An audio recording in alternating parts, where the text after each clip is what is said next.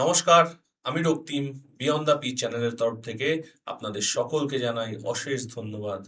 চলুন আজ এই ভিডিওটিতে জেনে নেওয়া যাক ভারতীয় রাজনীতির জোটের সরকার এবং ভারতীয় রাজনীতির জোটের ইতিহাস ও বর্তমান পরিস্থিতি সম্পর্কে। রাজনীতিতে জোট বা কোয়ালিশন শব্দের অর্থ হল বিভিন্ন রাজনৈতিক দলের মধ্যে তৈরি হওয়া এক অস্থায়ী সমঝোতা। যখন কোনো একটি দল এককভাবে সংখ্যাগরিষ্ঠতা পায় না, তখন সরকার গঠনের জন্য তারা অন্য দলের সাথে হাত মেলায়। 1952 সালে প্রথমবার ভারতের রাজনীতিতে জোটবদ্ধ হওয়ার প্রচেষ্টা দেখা গিয়েছিল ডক্টর শ্যামাপ্রসাদ মুখার্জির নেতৃত্বে ন্যাশনাল ডেমোক্রেটিক ফ্রন্ট NDF গঠনের মাধ্যমে।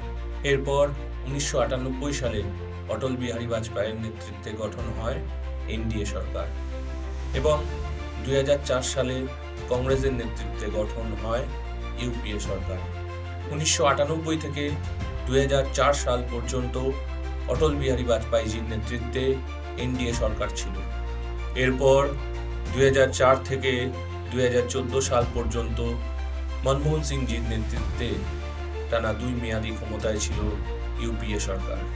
ন্যাশনাল ডেমোক্রেটিক অ্যালায়েন্স NDA এর মোকাবেলা করার জন্য 2023 সালে সকল বিরোধী দলগুলো মিলে ইন্ডিয়া নামক একটি জোট গঠন করে। 2024 সালের নির্বাচনে NDA এবং ইন্ডিয়া জোট মুখোমুখি হয়। ফলাফল ভিত্তিতে দেখা যায় যে